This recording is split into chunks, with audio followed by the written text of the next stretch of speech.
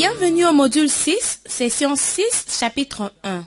Bienvenue à la session 6 du module 6 intitulé « Fabrication et utilisation du matériel didactique pour enseigner les grandeurs ». Avant d'aborder notre nouvelle session, nous allons faire un rappel de la session précédente. Prenez 10 minutes pour partager en expliquant l'utilisation de matériel didactique que vous avez fabriqué et utilisé dans vos classes de numération ou opérations. À présent, nous allons aborder notre session.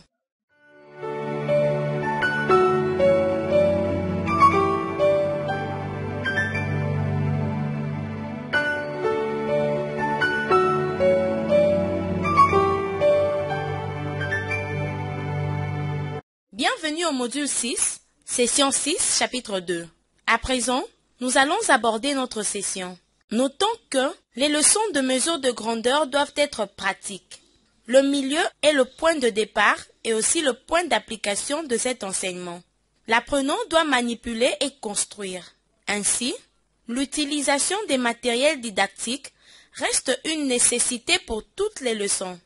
Cette session a 5 objectifs. Objectif 1. Identifier le matériel didactique à utiliser pendant l'enseignement des grandeurs. Objectif 2. Citer les matériaux et les outils servant à la fabrication du matériel didactique pour l'enseignement des grandeurs. Objectif 3. Donner quelques techniques de fabrication de matériel didactique pour l'enseignement des grandeurs. Objectif 4. Fabriquer quelques matériels didactiques identifiés pour l'enseignement des grandeurs. Objectif 5. Démontrer l'utilisation du matériel didactique dans une séquence d'apprentissage pour l'enseignement des grandeurs. Les leçons sur la mesure des grandeurs doivent être concrètes afin d'assurer une bonne compréhension. Pour y parvenir, l'enseignant doit être initié à la fabrication et à l'utilisation du matériel didactique approprié. Prenez 10 minutes pour échanger sur les outils de fabrication que vous avez apportés. S'il en manque, allez vite en chercher car vous en aurez besoin. Merci.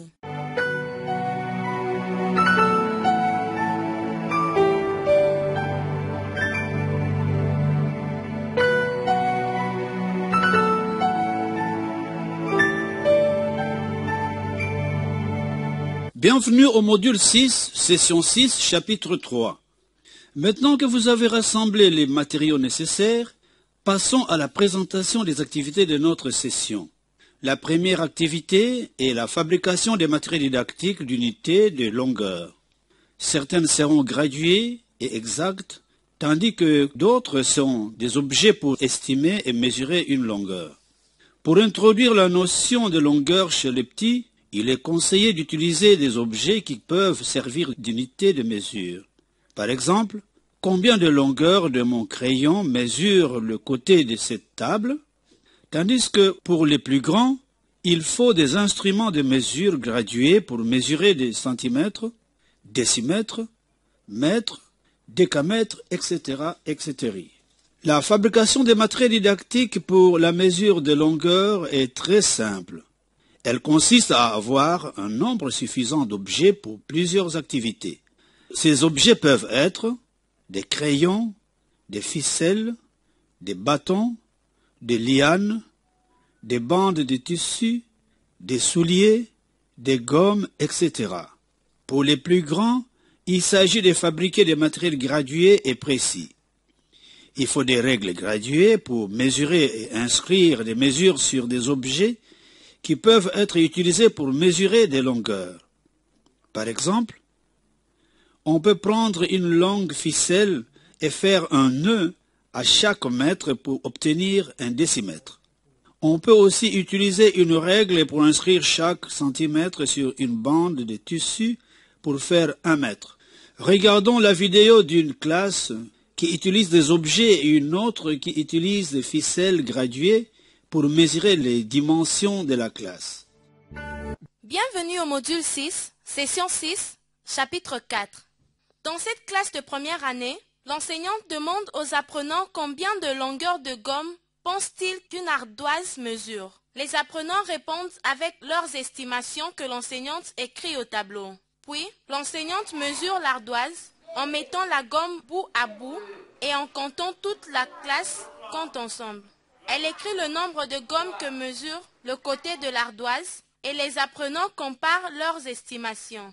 C'est au tour des apprenants de travailler en paire pour estimer la longueur, puis mesurer des objets dans la classe. En paire, ils écrivent chacun leur estimation, puis ils mesurent et comparent leurs estimations avec la longueur. D'autres leçons peuvent porter sur des comparaisons de longueur, quel objet est plus long ou plus court, ou encore des leçons sur comment ordonner les longueurs du plus court au plus long. Dans cette classe de 5e année, l'enseignante demande aux apprenants combien de mètres est le périmètre de la classe. Les apprenants répondent avec leurs estimations que l'enseignante écrit au tableau. Puis, ils demandent aux apprenants de travailler en groupe pour mesurer chaque mur à l'aide d'une ficelle graduée et d'additionner les mesures pour obtenir le périmètre. Les groupes rapportent leurs mesures. L'enseignant leur montre comment calculer un périmètre au tableau. Ensuite, l'enseignant demande au groupe de trouver quelque chose d'autre dont ils peuvent mesurer les longueurs et calculer le périmètre. Certains calculent le périmètre d'un mur de la classe, d'autres vont dehors calculer le périmètre d'une partie de la cour.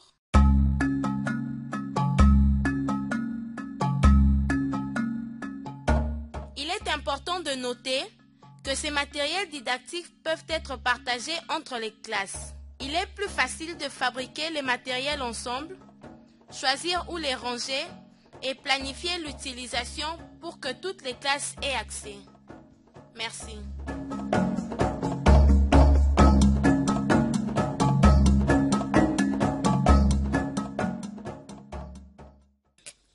Passons à la deuxième activité, la fabrication des matériels didactiques pour l'enseignement des mesures de capacité. Pour mesurer la capacité, l'enseignant et les apprenants ont besoin d'une collection de contenants vides. Ceux-ci peuvent être apportés de la maison ou donnés par la communauté. Des bouteilles, des boîtes de conserve, des pots, etc., etc. Comme pour les mesures de longueur, les matériels didactiques pour les mesures de capacité ne sont pas gradués pour les petits au 1er degré, mais pour les plus grands, au 2e et 3e degré, il faut avoir des mesures graduées. Pour ce faire, il faut remplir une bouteille de 1 litre ou d'un demi-litre d'eau, verser le contenu dans une boîte de lait ou d'huile moteur ou tout autre contenant vide, puis marquer le niveau et écrire le nom de l'unité ainsi obtenue sur le contenant. Regardons la vidéo de 2. Bienvenue au module 6, session 6, chapitre 6. Dans cette classe de première année, l'enseignante demande aux apprenants combien de longueur de gomme pense-t-il qu'une ardoise mesure. Les apprenants répondent avec leurs estimations que l'enseignante écrit au tableau. Puis, l'enseignante mesure l'ardoise en mettant la gomme bout à bout et en comptant, toute la classe compte ensemble. Elle écrit le nombre de gommes que mesure le côté de l'ardoise et les apprenants comparent leurs estimations. C'est au tour des apprenants de travailler en paire pour estimer la longueur, puis mesurer des objets dans la classe.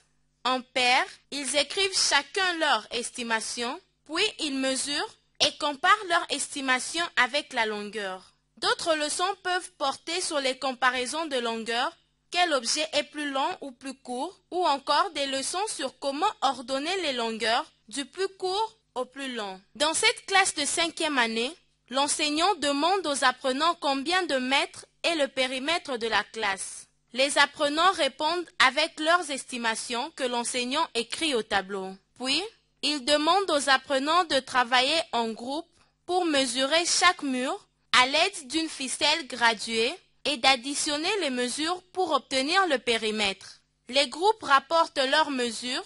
L'enseignant leur montre comment calculer un périmètre au tableau.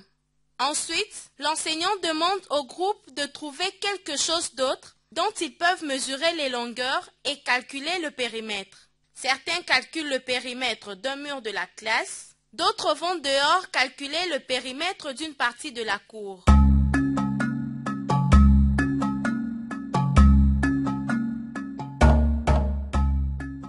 Il est important de noter que ces matériels didactiques peuvent être partagés entre les classes. Il est plus facile de fabriquer les matériels ensemble, choisir où les ranger et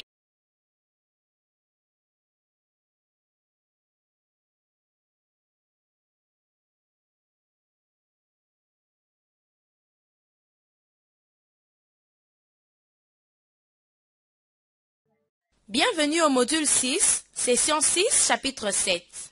Passons à la troisième activité, la fabrication des matériels didactiques pour mesurer le temps.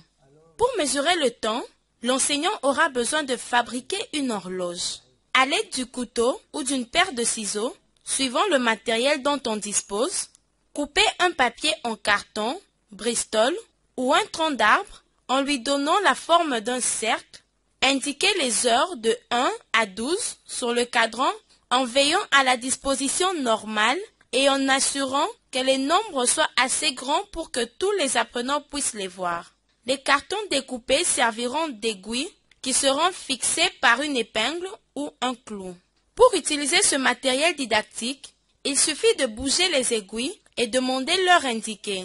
Vous pouvez aussi demander à vos apprenants de reproduire l'horloge sur leur ardoise ou cahier et dicter des heures et minutes et eux dessinent les aiguilles. Ensuite, les apprenants peuvent se pratiquer à lire et écrire l'heure en paire. De cette manière, tous les apprenants travaillent et apprennent. L'un dessine les aiguilles sur son ardoise, l'autre dit l'heure indiquée, puis il change de rôle. Ou bien, l'un dicte une certaine heure et l'autre dessine les aiguilles, puis il change de rôle. Afin de vous assurer que vous avez bien assimilé la matière, voici quelques questions auxquelles nous vous demandons de répondre. Prenez 10 minutes pour échanger. Première question. Identifiez les différents matériels didactiques pour les leçons de longueur, de capacité et de temps. Deuxième question. Décrivez les techniques d'utilisation de quelques-uns de ces matériels didactiques.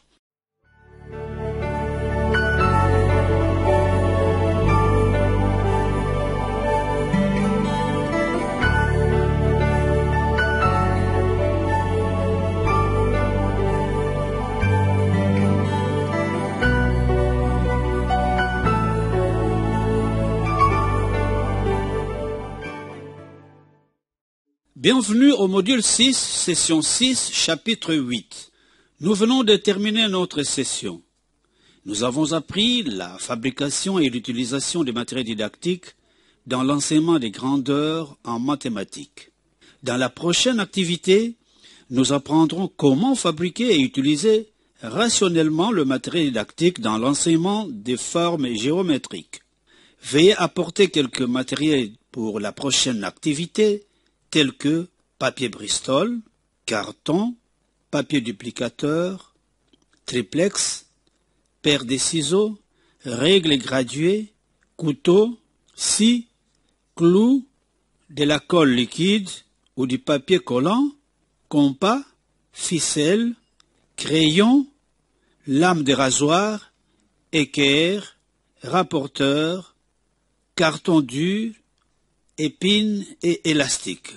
Comme application, pensez à vos leçons sur la mesure que vous allez enseigner dans les prochaines semaines et prenez 40 minutes pour fabriquer un matériel didactique pour l'enseignement d'une de ces leçons. Soyez prêts à partager lors de la prochaine session sur comment se déroulait l'utilisation de ce matériel. Nous vous remercions de votre aimable attention. Merci.